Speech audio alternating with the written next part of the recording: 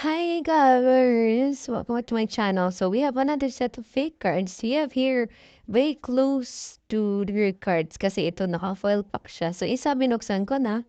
So ayan. And the classic na fake cards. So meron siyang itong rainbow patterns, no? So pag rainbow patterns talaga na ganyan, fake cards talaga. Hindi yung mga common na fake cards na makikita natin. So buksan natin yung isang pack na 'to 'no. So makikita niyo din 'no, malalaman niyo din yung 'pag fake din yung foil pack kasi, yung ibabaw niya pangit yung pagkadikit 'no.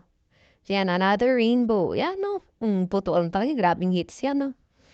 And kung makikita niyo sa pack mismo yung foil pack nakalagay dun is Twilight Masquerade. So ang Twilight Masquerade 'di ba nakalagay sa Scarlet and Violet, pero yung cards Sword and Shield pa mga cards na 'to. So yeah, very fake.